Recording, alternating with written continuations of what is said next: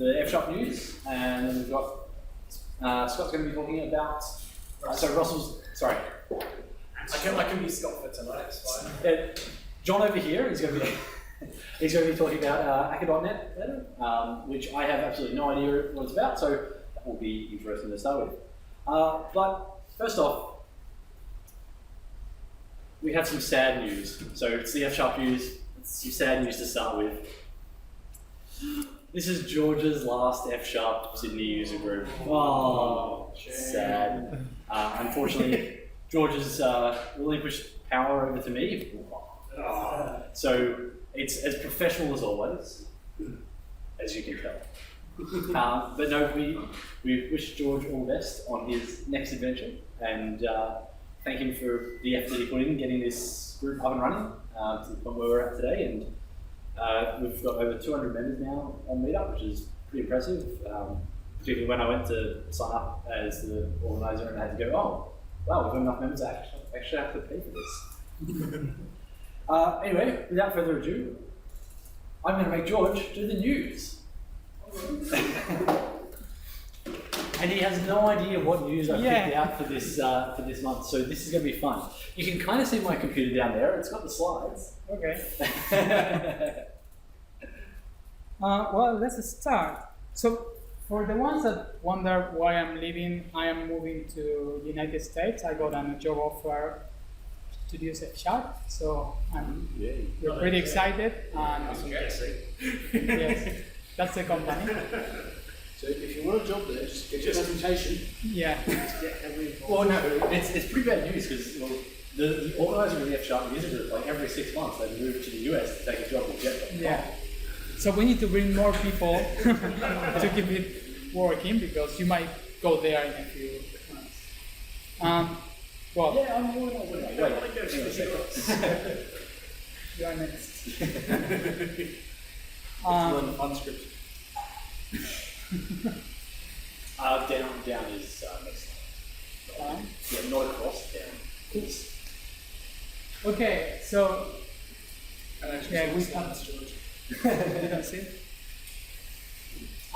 So one of the news is about we have this project called Ionite. So basically what they have done is to implement the F-sharp syntax and highlighting and everything on the Atom IDE. So there are good comments about that. Some people, as always, want even more. So it's work in progress, but they have released a version that is good enough to apparently to start using it. And it has the FSI working there, and also the project scaffolding, Ninja, and that's it. I know a couple of things that they do on the company. It's got things like the implementation of reveal layers for doing slide decks in F-sharp.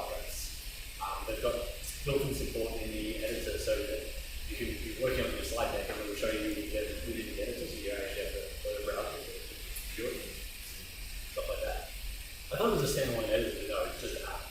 It is don't actually look anything other than that. Yeah, so that's part of the role of the is it does the formatting, it does the stylistic approaches, all the things that we do. Okay, the next one is F-sharp next. It's not really related directly to ASP.NET, although it is enabling things there. But the core part is that F-sharp now is compiling and using core CLR. There is a version that compiles with core CLR. So I know that it's in the first stages. I don't know if it is ready to be used in production yet, but there was some news around that and the fact that they got it working with core CLR. So there we have a link that I will put just to know how the compiler works. And it's put around a guidance that Tom Syme and other people put there to understand. So if you want to contribute to the compiler, there is a guidance of how the compiler internally is structured. It's not that long, it's probably 3 pages long, but it has a good graph that shows you all the steps that the compiler runs. Couldn't get that, please. Yeah, it is not. Sit down with the compiler theory. To be honest, it is quite abstract, so it's not very technical. But the idea, what Don said is, okay, if you like it, now start asking what things are missing there, and we will put more information. I think currently what happens is that the entry point barrier for start contributing to the compiler is quite high. Even if you are used to use F#, it's going to be hard to contribute to add contributions to the compiler. So this is to lower the barrier and help people to understand how to start.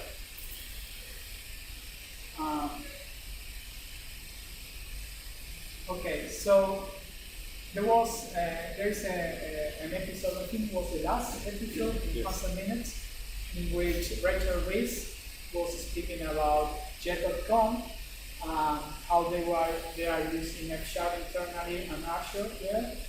I don't know the other one. You know, there's like word search project where it's just like a whole bunch of letters and like find these words. You know, a guy decided to implement that in F#, and it's about 30 or 40 lines of code, which it's kind of interesting. I mean, I could polish the code. It's really condensed and written, but yeah, if you want to see how to do certain abstract processing. So it's 30 lines, but 300 columns. It's definitely not fitting in the 80 character limit of VI. And that was all. That's all. Okay, thank you very much. And just to close, I'm really happy with the way that this user group is turning. I think when we started the user group with Troy, like we were not really sure if it would make sense or not, and we put quite a lot of effort. And now that we see that we have people that come, the same people come every meetup, and new people come, and now that I am leaving, also that's giving space to new people to contribute. So if you want to be part of the organization and help with some of the tasks, just contact Aaron. We are more than happy. The idea is to keep growing the group. Like when Don was here, obviously one of the easy questions is what is needed so then F# is going to be used more and more, because the main complaint that you get always is like, okay, I won't be studying F# because there is no company here that is using. There are a few companies, but not many. And at the same time, companies wouldn't be using F# because there are no developers. And what Don said is the key is training. So having a strong user group that shows people that there is interest behind the language, and that there are presentations and there are use cases and people that are trying to learn will help to do that. So please keep doing that, presenting, even if you don't know or haven't had experience using that, just the fact that you sit down and try to learn it and forcing yourself to present that will always be helpful. So thank you, I will be around.